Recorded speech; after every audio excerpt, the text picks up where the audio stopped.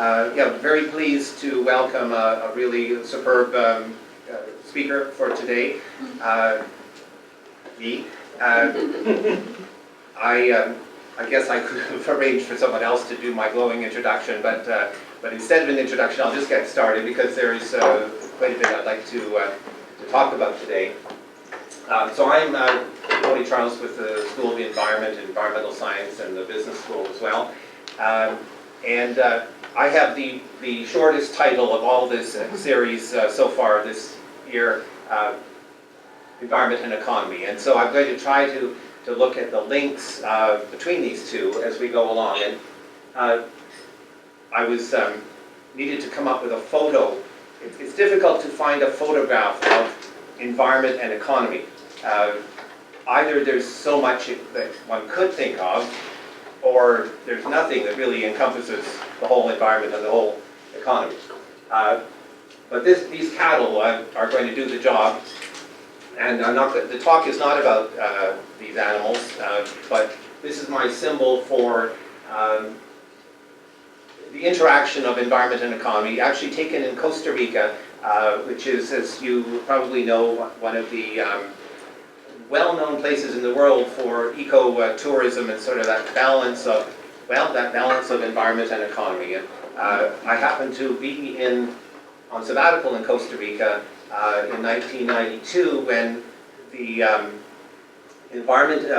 big United Nations Environment and Development Conference was taking place, and Costa Rica was getting in on that, holding conferences on the topic. And the interesting thing here is that this used to be rainforest. Nowadays, Costa Rica has a lot of national parks that preserve the rainforest, but over time they've also had different incentives for, and I've always loved this term, improving the land.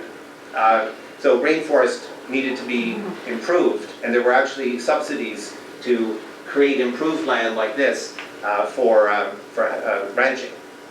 So these nice little animals just happen to be on a deforested landscape. So it's just one of those interesting interactions that we actually, of course, have here in Nova Scotia as well. We're always wrestling with this dynamic.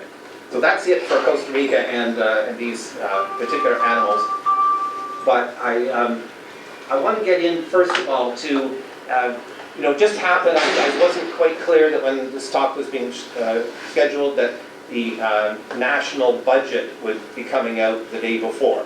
So I have recently, there's some seats up here, one in almost a prime seat here with the table there, and a couple others over here. There's also one at the very far back. So the budget came out yesterday, and leading up to the budget, it's very interesting, this idea of environment and economy, there's also a term that called green economy. And I'm going to come back to that a couple of times in the next few minutes. You can see here that this is actually a United Nations Environment Program. So this is an international initiative to do with green economy. So that environment and economy linkage. Here are two substantial coalitions in Canada that both put out recommendations, a Green Budget Coalition, recommendations for the budget that just came out yesterday. Now, of course, this is not the official budget. These were recommendations, and again, from the Green Economy Network. So these involve different civil society stakeholders, all interested in that link of environment and economy. This particular one is the Federation of Canadian Municipalities. Blurry, you probably can't read it, but Building Canada's Green Economy, the Municipal Role, it says. So a lot of different players, in this case all Canadian municipalities, are getting into this aspect of looking at how that linkage takes place. Well, it turns out that yesterday the budget was fairly green.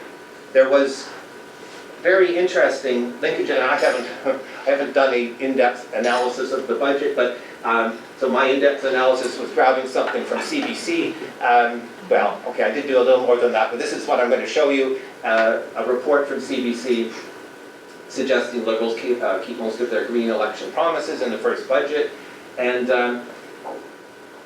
I wanted to start with this not only because that's fairly significant measure at the national level in Canada, but also because some of the quotes are right along the lines of what I'm going to talk more about. So this was the subtitle of the headline. That's the headline. The subheading was "Must develop green infrastructure now or lose out later as the global economy shifts," Ottawa says. So we'll come back to that in a moment. Here's a quote from the finance minister. Now, this is not a new concept, but it's not every day you get a finance minister saying this. Some believe we must choose between a strong economy and a clean environment. They are simply wrong. Yeah, you wouldn't have seen that throughout Canada's recent or even longer history. And then a quote from an NGO. It means they are not seeing the environment as one little niche, but as something that goes throughout the economy. And so that's the theme I want to get at today, the environment meshing in with the economy. Here were a couple of the items in the budget that relate to this. $2 billion clean water and wastewater fund. So you might recall the Liberals were focusing on infrastructure in terms of why they would run a deficit. And so this is a huge, I was for some years on the Halifax Water Commission, sort of guiding their, well, one of those guiding their changes to the infrastructure for water and wastewater. And so here in Nova Scotia, in Halifax, this is going to be substantial initiative. There is another chair right at the back corner there. Just have to remove some clothing from it. $500 million for local governments to deal with climate change. So these are significant pieces of action, energy efficiency programs. The list goes on, but I sorted these by order of the amount of money. So $2 billion, $500 million, and so on. I teach a course on how businesses deal with environmental and sustainability issues, and I always ask the students to think about what's enough. What would be enough to really say that this was a green budget? I don't have the answer to that, but it's a good question. But $2 billion, $500 million, and so on is certainly indicating some significant directions. Now, a couple of years ago, I actually gave a talk here in Halifax about greening the economy, but here in Nova Scotia. And so this was just after the Ivany report came out, which you might recall had this slogan, "Now or Never." They then issued a subsequent report that said, "We choose now." In other words, now and not never. So this talk I gave was really trying to look at what greening the economy would look like in Nova Scotia. I'm going to do an update, or kind of a re-look at this, hopefully in a talk next month. But really, in a sense, the national scene is now superseding the Nova Scotia scene for action on this front, although the Nova Scotia efforts are still continuing.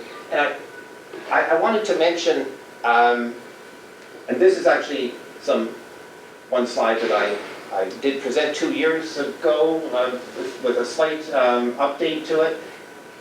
The Ivany report, which is still kind of in Nova Scotia, the key document that's talking about where the economy goes in the future. The Ivany report from a couple of years ago referred to protecting ecosystems, promoting sustainable resource use, central to strategies to revitalize the rural economy. In particular, the Ivany report was supporting an act in Nova Scotia legislation, Environmental Goals and Sustainable Prosperity Act, called EGSPA, which has a nice ring to it. And this is the latest, yes, I guess the latest report from EGSPA, or from the government on these actions of EGSPA. The really interesting aspect about that legislation, we're actually quite in the lead internationally in setting firm targets for some environmental measures. And so that this legislation is really quite important, and it would be interesting to see if nationally the budget measures yesterday are going to translate into a sort of a series of targets. I guess most people have an idea about the idea of climate change targets, of reducing CO2, reducing emissions into the atmosphere. So that idea of targets is is considered important internationally, but here in Nova Scotia we actually have a number of significant targets. For example, shifting to renewable energy sources. There's a clear target on that. Now, at the same time that we have this EXPA legislation, there has been in the last little while an effort to develop a green economy strategy for Nova Scotia. I wrote here, because this, I remember, was my words from a couple of years ago, and I'm reassessing what's happened. It says to appear in 2014, and a draft of this strategy did appear in 2014, but there's also been a change of government in Nova Scotia, and you might have noted, if you're following these things, that there hasn't been a great deal in the press, I guess, about the broader strategy of moving in a green economy direction in Nova Scotia. Unlike the headlines for the federal budget yesterday, at least some of the headlines really did notice the green initiatives. Recently, there hasn't been as much, or any perhaps, in Nova Scotia. But there are some examples of success that were noted by the IVNI report, the IVNI Commission. Some small boat fishery, community forest.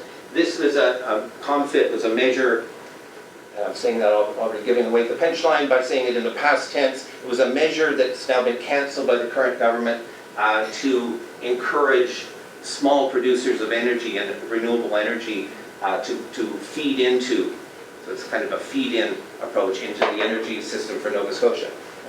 Sorry to interrupt. I missed what COMFIT, what does that mean?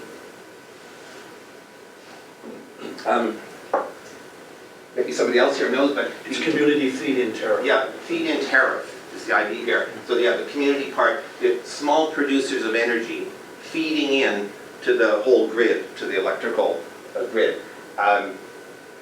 So very interesting, somewhat costly, but very innovative kind of program that's now been cancelled, for now anyway. So in Nova Scotia we've had some very important acts, and I should say that this EXPA was actually updated subsequently to its original form, and I think environmental organizations would say that it was actually strengthened in that process of updating. Now, very quickly, and I don't want to dwell entirely on this Nova Scotia case here, but in looking at what happened 2 years ago with the IVNI report, I don't want to lose from the public discussion the background work that was done, because the IVNI report, although it has some good features environmentally, doesn't have a lot of guidance about linking environment and economy, frankly. I mean, there's not a lot there. But there are some good pieces in there, and one that I found particularly important was to see, because the IVNI report did a good look at what Nova Scotians think about things. And so in terms of, these are presentations that were made to the IVNI Commission, or this is from the report, about presentations that were made, contributions of social enterprise, or I should use a pointer here, social enterprise, social innovation, building a new economy, green economy ideas as a source of employment and enhancement of community strength and so on. So they were looking at this benefit of the green economy. Again here, the green economy described as offering important opportunities for business development. Now I didn't put it up here, but actually one of the more striking, or perhaps most striking features of what Nova Scotians said was one simple statistical result that was saying, overall, Nova Scotians were not willing to give up environmental quality for economic activity. So they were drawing a line in a sense. Now, that was a kind of majority view of what Nova Scotians were saying to the IVNI Commission in the surveys that were done in the background. There's always some cases of trade-off. right? So it's not always a win-win situation.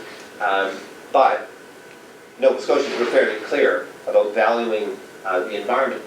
It's interesting that that was in a survey, but still the rhetoric, what you hear from politicians is not as much oriented that way. So that's something I'd be interested in your thoughts later on. Now, just to finish up in terms of Nova Scotia, we have, I was mentioning this a moment ago,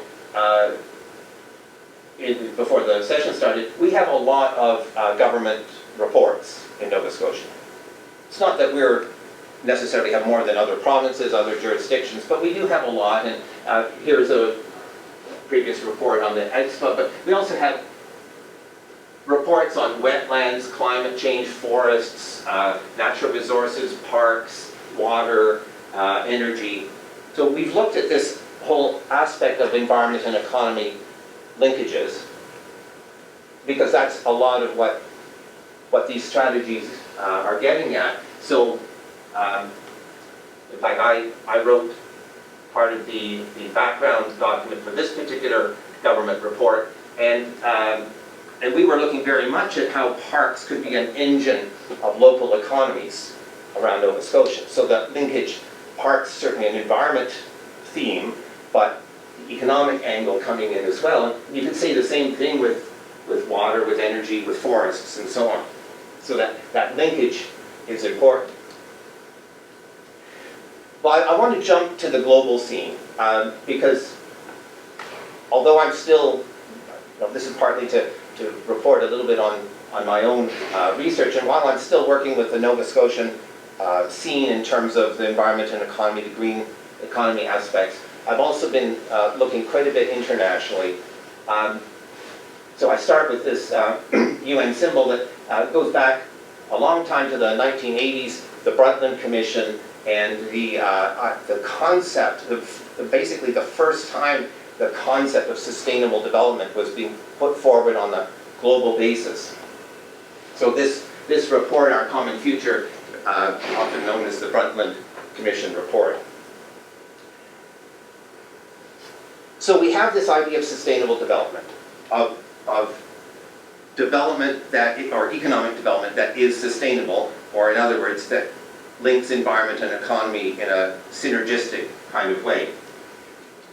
That was 1987, that came out, and since then, it's basically become obligatory around the world for governments, for corporations, pretty much any organization to say that they are doing sustainable development. But happily, nobody knows what it really is, so everybody can say that they're doing it. We know roughly what it is, but there's such complexities to what would it look like to have a really sustainable economy. With my students, I often raise the question, what is sustainable mining activity? What does that look like?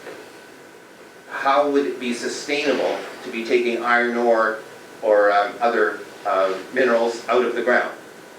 What is the sustainable aspect to it? Well, despite the fact that you're talking about a non-renewable resource in that case, we still do talk about sustainable development. Maybe with more of an emphasis on environmental remediation and fixing up the environment, so we want the minerals out, but we don't want to leave it all messy. So that's somehow called sustainable, which kind of distorts the meaning of the word, but that's why it's fuzzy, right? How much sustainability are you talking about? But nevertheless, that is out there as a concept, and since that time, we've seen the Convention on Biological Diversity, that's in a sense the preeminent conservation-focused body focusing on biological diversity, pointing out, and this is where this theme that I want to talk quite a bit about comes in, about combining conservation and sustainable use. So if you think about that idea, conserving and using sustainably.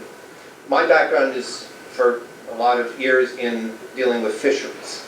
So with fisheries, nobody would think that these are two different things. Conservation is just what you do to conserve fish so that they stay in the ocean so that you can have sustainable use of fisheries.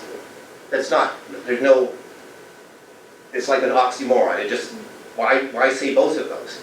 But in the modern world, and in particular in talking about biological diversity, it turns out that there are two perspectives. What, in a book that I've done with some colleagues, we call two streams of governance thinking about how to run the world in a sense. One more biodiversity conservation focused, so that's the emphasis. The other more on resource use. And at the extremes, one would say, don't use anything in nature. I mean, that would be an extreme though. The other would say, let's use it all up now. But those two extremes are not part of the real discourse. It's the tensions in between that are important. The United Nations Sustainable Development Goals were just approved a few months ago. And these are going to be another international initiative that drives some of the thinking about this whole idea about the balance of conservation or biodiversity and sustainable use. So the same balance is shown in these Sustainable Development Goals. You might know the term Millennium Development Goals, which were the major international force, in a sense, up to the point where now we have these SDG. They're not just for, well, one shift in nuance is that the Millennium Development Goals became thought of as a thing for developing countries. They weren't really meant that way, but they were at the United Nations level, very important, but sort of in some sense targeted more on, or seemed to be more on developing countries. Whereas the Sustainable Development Goals were purposely meant to be universally applicable in all countries. And really, the idea of sustainability, conservation, and stewardship underlying all of this. So as the Brundtland Commission would have said, balancing getting enough now and saving enough for the future. That's sort of the sustainable development idea. But what I've been dealing with, wrestling with for a few years in my research, is this underlying tension between the conservation focus and the resource use focus. What we've learned, I think, in this tension is a kind of fundamental feature that for conservationists, for those who do have that focus, and this I guess is the fundamental, I'm sort of giving away in a sense the bottom line of some of our research, is that we've been documenting a lot of cases where even if what you really want is biodiversity conservation, the way to get it is through the support of people who live directly with the environment. Because everybody lives in the environment, but I'm thinking here more of people relying on forests, soils, fish, wildlife, and so on. So that can make the difference, that support can make the difference in success and failure in what you actually, as a dedicated conservationist, want to achieve. If conservation is imposed without that support, we've shown a lot of negative impact, not just on people, but on nature as well. So that was a theme that my colleagues Serge Garcia and Jake Rice, Jake is actually with the Canadian Fisheries Department and Serge Garcia was with Food and Agriculture Organization of the United Nations. We looked at that in a book that came out specifically on the links of fisheries, which is a form, of course, of resource use, and biodiversity conservation. So we talked about two streams of thinking in terms of how to make decisions. So governance, we're talking about how to make decisions that deal with biodiversity conservation and decisions that deal with fisheries. The traditional question in fisheries is how much fish can we catch? The traditional question in biodiversity conservation is, well, actually there isn't really a traditional question, but because there's multiple questions, but if I were to make up one, it would be something along the lines of how do we save these species out there in nature?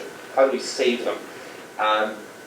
And our position, that we've been documenting through our research, is that, again, to kind of repeat there, if you want to save species, one of the best ways is is to work with those who are actually living on the land or on the sea, which is not necessarily the first thought. The first thought might be get rid of those people who are out there doing something in the ocean or on land.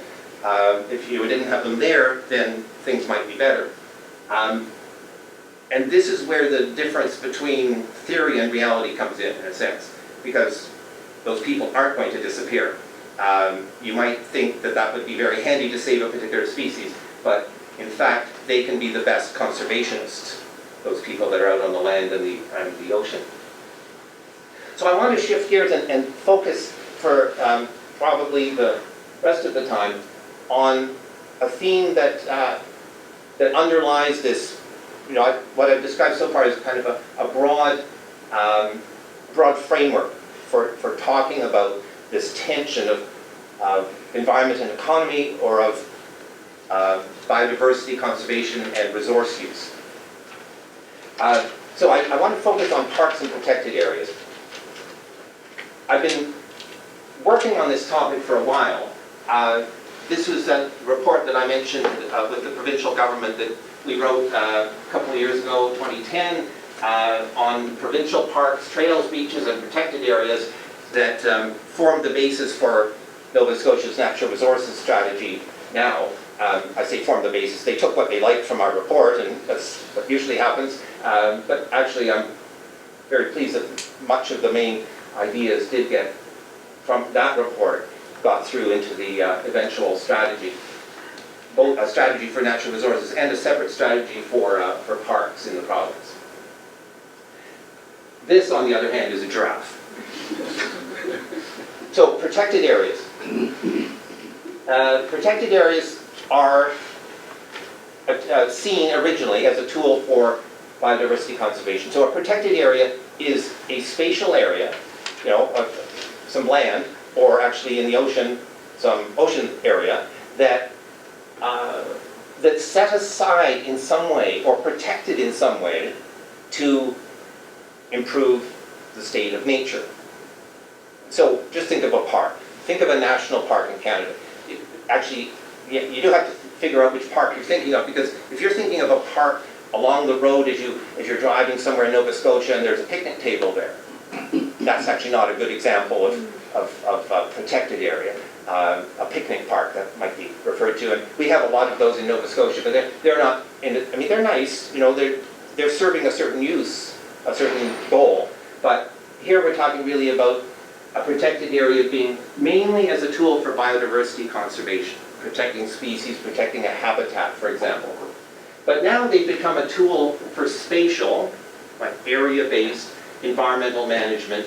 And in fact, the Convention on Biological Diversity, you'll see those 3 letters a few times here, refer to these protected areas as essential tool for conservation, but also for sustainable use. And you wouldn't believe how much, where this tension that I've been mentioning comes in terms of linking these two terms together. And again, like I say, working on fisheries or something like that, you just say, well, those are almost like duplicates of each other, but they actually have very different implications in a sense. The CBD, again, has something called ACHI targets, and they have biodiversity targets, and number 11, you'll want to remember this, number 11, no you won't really, but number 11 lays out what is meant by protected areas. And I want to highlight, I've really been impressed with this Convention on Biological Diversity. It's a very interesting body, because you might think it's, well, somebody who isn't really interested in biodiversity might think this would be a bunch of crazy extremist conservation biodiversity kind of people. But in fact, it's a very nuanced organization. So if you look here at what they're saying about protected areas, they're saying that the target, so this again is a target, is for equitably managed. So a fairness aspect is already coming in there. It's not just set aside these areas, it's actually thinking about how you're doing it. Ecologically representative, so certainly there's an ecological component, and well connected, so these are linked together. Systems of protected areas and other effective area-based conservation measures. I'll come back to that term, area-based conservation measures, a bit later on. So what we have been doing in our research is looking at the interaction of conservation-focused protected areas, again PA you'll see coming up here, with the resource users, fishing people, forest people, so on, and resource-based communities. So we're looking at how there's a synergy in that interaction. On the coast, where now the majority of the world's population lives, which is quite impressive, not sort of right on the sand, but in the coastal areas, there's a lot of threats, and I'm going to talk a little bit about, in the discussion, about marine or ocean-based protected areas. There's a bunch of threats, external threats and internal threats, in marine areas. For example, coastal industrialization, coastal agriculture, coastal urbanization are increasing issues. Climate, of course, but also global economic factors that are affecting what is going on coastal areas. And then there's internal threats. I call them internal because they're more to do with the activities on the coast, or in the ocean, I should say, sorry, like overfishing and ocean habitat damage. This, again, is a recurring theme that I'm going to be coming back to. Engaging people is crucial to protecting this environment. Cooperation between conservation and resource use sectors at the local level is also a crucial feature. And we have a whole range of examples of this. One wonderful one, which is actually hundreds of them, are these areas called locally managed marine areas in the Pacific, Southeast Asia, and a few other locations. So, Marine Protected Areas, MPA, as an acronym. Now, last year, well actually a year and a bit ago now, I had the opportunity to attend a meeting that only comes up every 10 years. Some conferences happen every year. The World Parks Congress happens every 10 years. And it's organized by the International Union for the Conservation of Nature, IUCN, which is sort of the world's main well, it's official, but it's not an international body the same way as the United Nations body. So we have the United Nations Environment Program, which is very official UN agency. The IUCN is more amorphous, but does have national representation. So the Canadian government is a member, but also a number of environmental groups like World Wildlife Fund would be a member. There are a whole range of members of IUCN. So they hold these every 10 years, roughly. I see they get a little off sync here, but and the most recent was actually in Australia in the fall of 2014. Each one with its own theme, and I won't go into that, but just so you know, I'm going to talk about a research paper that has just come out, or just about to come out, that's looking at an analysis of this most recent World Parks Congress from this point of view that I've been emphasizing of the tension or the interaction of environment and economy, of people and conservation. So this World Parks Congress, in that place there, well, not inside that building, but near there, basically had 8 what they called streams of discussion and 4 theme areas, cross-cutting theme areas. I'll come back a little bit to what these we're talking about, but just want to highlight these range from very specific conservation goals through to number 4, supporting human life, which is perhaps the most clear theme or stream that deals with this idea of sustainable use of the environment. And so number 1 is all about conservation, number 4 is all about sustainable use. And in between there's a whole bunch of other important aspects like governance and indigenous communities. So I'll come back to some of these aspects. So the paper that we just have, and I mean, timing is a funny thing. Those of you who write articles, you know what proofs are. Proofs are the very final stage that you have to check over for any errors in what they look like to make sure that what gets published in a journal is actually the right form. And I I just got this yesterday, this proof, so I should be off reviewing it right now. This was, so this is the paper that's coming out, this reviewing this World Parks Congress.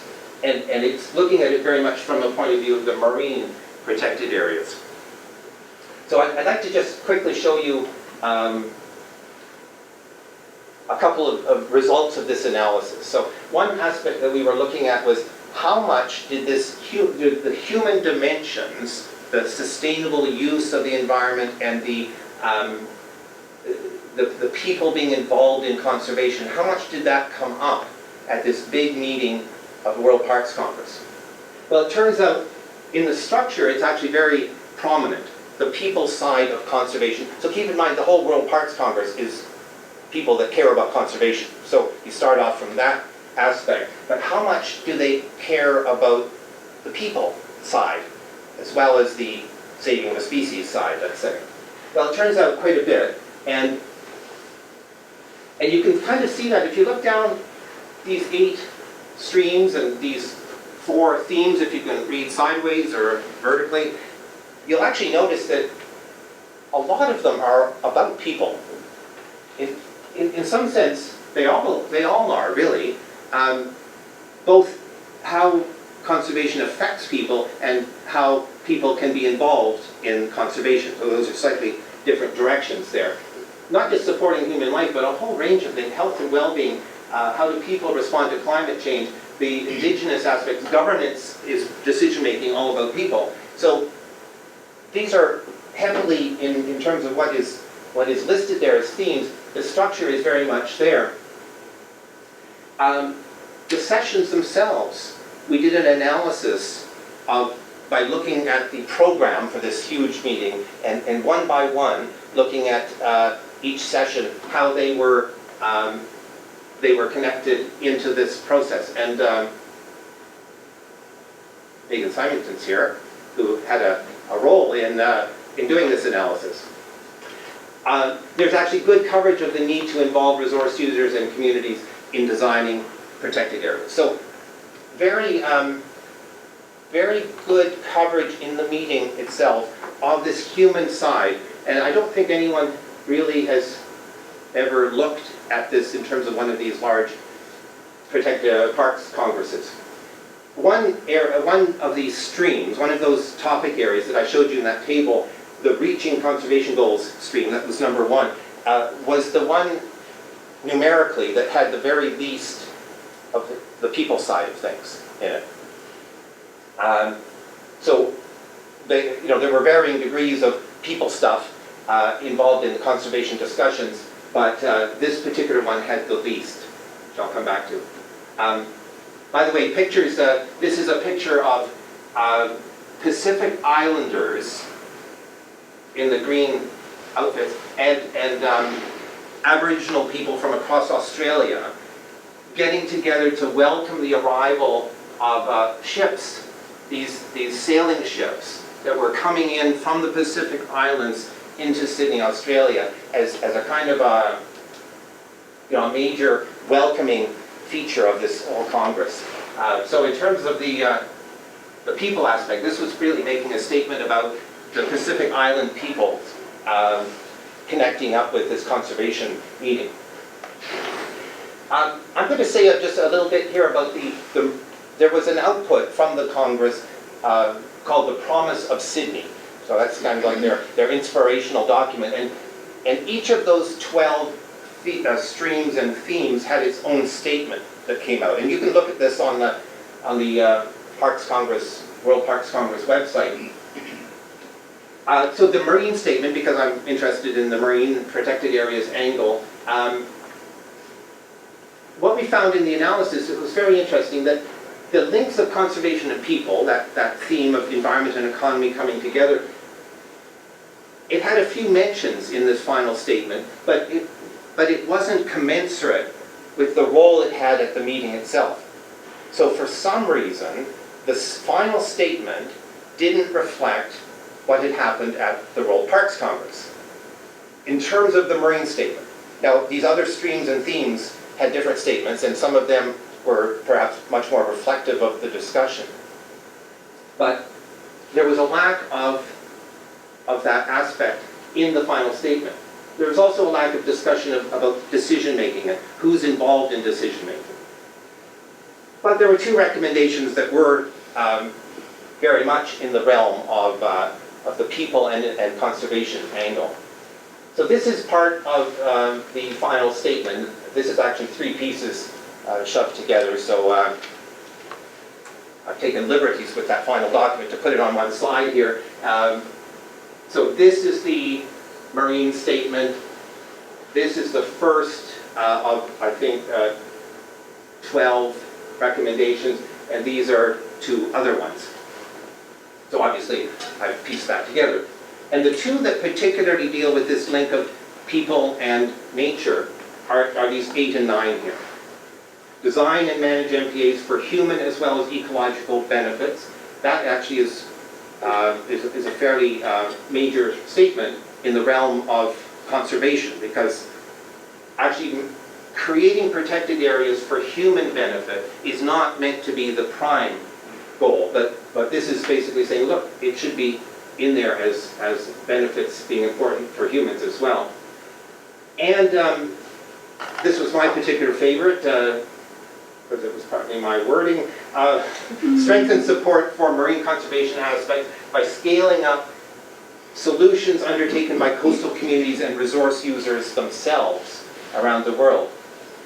Part B is fine, but it's not my favorite. Part A there is about the coastal communities and resource users playing a role in basically trying to support and scaling those up.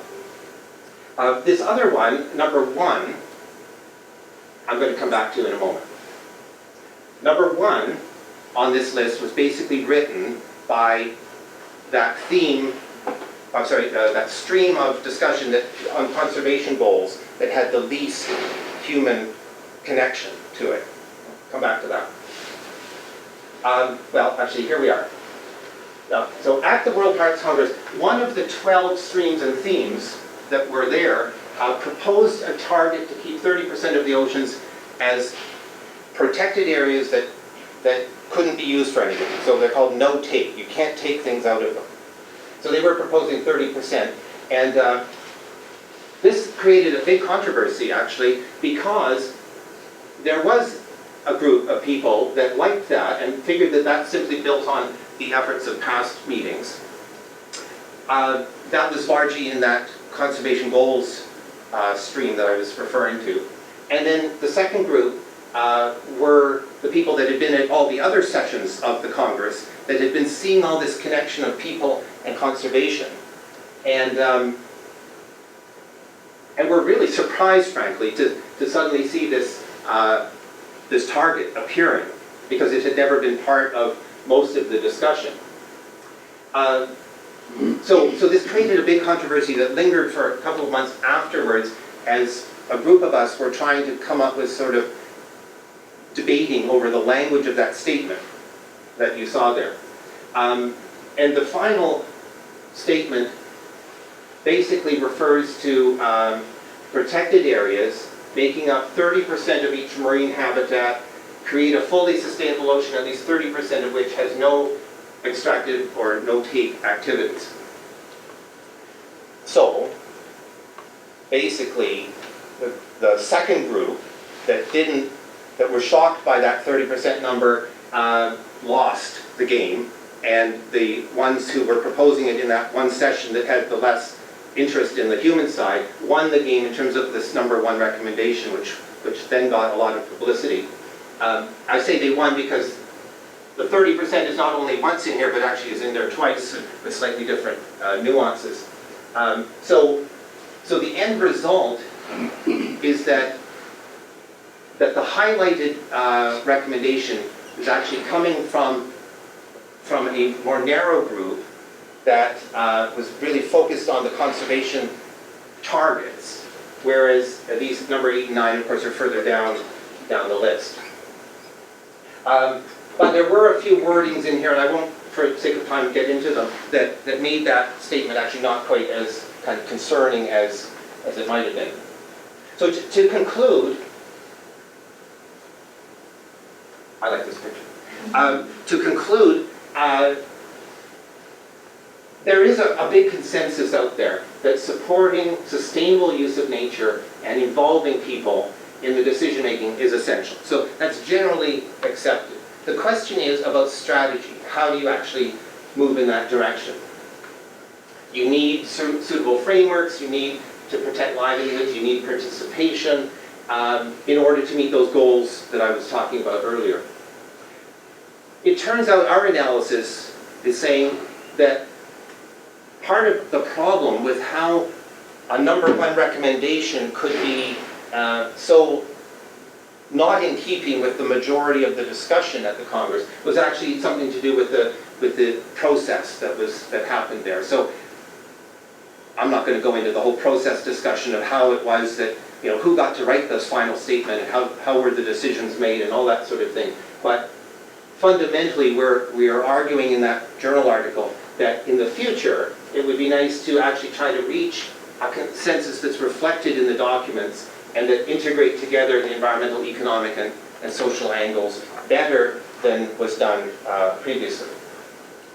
And finally, for marine protected areas, or protected areas generally, we do have these global commitments for protected areas. And by the way, Nova Scotia, to come back local, close to home here, this is one of Nova Scotia's big successes, is in, compared with other provinces of Canada, for example, is in its development of protected areas and wilderness areas. It's quite remarkable to the extent that it's actually generating a little bit of controversy in Cape Breton in particular now.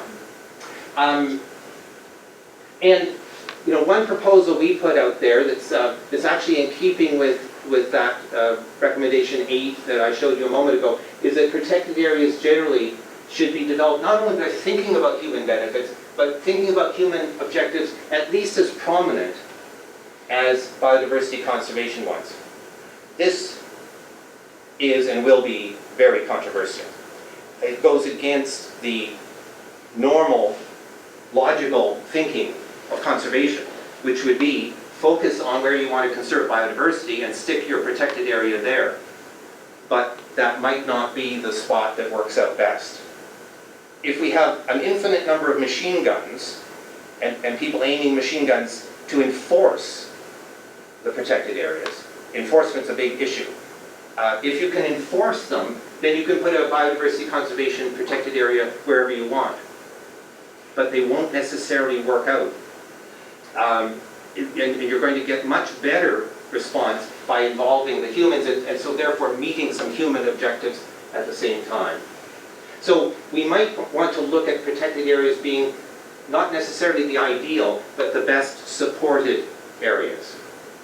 And considering equity issues and compensation issues as well can make a big difference. If you actually have a way to put a protected area in accompanied with suitable compensation, that can also sometimes make a big difference. So I'm going to leave it there and invite your questions, discussion, and hopefully you've got some questions or some points. I've covered a lot of ground from Nova Scotia to Canada to the world basically, but fundamentally this, that's to remind me to stop, this is an ongoing debate and one that is really very fascinating. I mean, environment and economy has always had a tension to it, but it arises in areas that you wouldn't necessarily know that it's going to arise, with such as this whole matter of parks and protected areas. Okay, thank you. Yes, please. I think you kind of answered this with your conclusions, but I'm just wondering, so the 30% of the oceans as MPAs, is this coastal, like 30% coastal ocean? Is this... Well, that's a very good point. And I would, now that you raised it, I wish I had gone into it, but that's one of our main arguments, that coastal areas where the population lives is totally different from high seas out in the wide open ocean area. And it's applying this target, see the target, the wording refers to every marine habitat. So coastal habitats would be among those. Right. if you were not talking about insisting on coastal habitats being covered the same way as high seas, open ocean areas, it wouldn't be a big problem. A 30% target for the whole ocean can be met with some areas like we have now in the Indian Ocean and in Hawaii, for example, huge areas where there's less going on and there's not very many people. And also less biodiversity too. Well, right, and that's the trade-off. It's in the coastal areas where this linking of human people involvement is, to me, the most absolutely crucial. And frankly, I don't care if people are involved out in the open ocean. You probably have to talk to a few fishing people who are out there, but the numbers are tiny compared with the billions that are in coastal areas. Yeah. Other thoughts, questions? You mentioned earlier quickly that the sort of, is it conservation or sustainability, and the confusion with the definition on sustainability. It seems like, maybe I'm jumping ahead here, is that the people element seems to be a way to look at sustainability. In other words, that's sort of the missing link. If people wanted to describe sustainability, it seems like what you're suggesting is that's by having the people element, I'll call it that, balance with the natural resource, you could call that sustainable. Mm-hmm. It's simplistic, but I'm just saying, but I'm just looking for a proper definition of sustainable. It's a good point, and following the Brundtland Commission in 1987, for years after that, and I was in on this as well, a whole bunch of people were writing documents to say, this is how we should look at sustainable development. And there came to be, in a sense, a generally agreed triangle or three-pronged approach, or 3 pillars, which actually should be 4 pillars, but basically including the social, environmental, and economic aspects. The 4th one is institutional, that really is important too, but people can more grab onto social, economic, and environmental as 3 pillars. And the social aspect, the social sustainability aspect is in a sense what we're talking about, what I've been talking about here. That would be a way to talk about incorporating it. For example, with corporations dealing with corporate social responsibility, they often are talking about a triple bottom line. The triple part adds to profits, you add in the people and the planet, or the social and the environmental factors as well. So that's one way to look at it. However one looks at it, there's still this issue of how do you operationalize it. So by digging into this particular meeting and the particular ways that the wording ended up versus the processes, we're trying to look at in some detail at the actual nuances, the operational features, and how do you come up with a recommendation for the future. This, by the way, I should have said this, World Parks Congress is not a formal decision-making body. In fact, the formal decision-making body is IUCN. Even that's not a United Nations. It's not like the UN Security Council or something. But the IUCN is meeting this fall, this September, and will presumably look very closely at some of these targets. So Tony, thanks for the talk. That's good. I have to say something based upon the fact that I was on the protected areas team for the last 10 years. The third point that you've got in there is a very loaded point. What, this one here? Yeah. Yes. And it's very, very difficult to implement. We talked about zoning protected areas at the very beginning, and because Nova Scotia, I'm just talking about terrestrial protected areas for now. Putting in a protected area system in a small province that is highly used and with a land ownership ratio of 70-to-1 in terms of private land owned in Nova Scotia is very, very difficult to put in. Drop in a protected area system on top of all of that. So that's why we aimed at Crown land. It's very easy to look at Crown land because it's owned by the Crown, and it's just a matter of changing the management regime on the Crown lands. But when it came to deciding on the level of protection, we went with the highest you could put on land based upon IUCN. So our wilderness areas are classified as 1A, with national parks being a 2. So our wilderness areas are even more protected than the national park. And our nature reserves, which is the second component of the protected areas plan, is even more protected than the wilderness area. In other words, for example, you can put in a trail in a wilderness area, but you cannot develop anything in a nature reserve. It is mainly for protecting rarity, and so you don't want any kind of development. So now, I've retired now, but the people who are back there in environment are looking at the nature reserves to see whether or not there can be some accommodation for extra use. But the thing is that the moment that you start to allow something other than just recreation, and wilderness areas allow hunting as well, of course, and trapping. But the moment that you put in a road, and you had a slide there about internal and external threats to marine protected areas, but there's the same kind of thing that could be put towards terrestrial protected areas. And the biggest threat to a terrestrial ecosystem is a road. And once you put in a road, you've lost the integrity of the ecosystem, because once you have a road, you have an ATV, you have trucks, you have various other things that carve up the ecosystem and fragment it.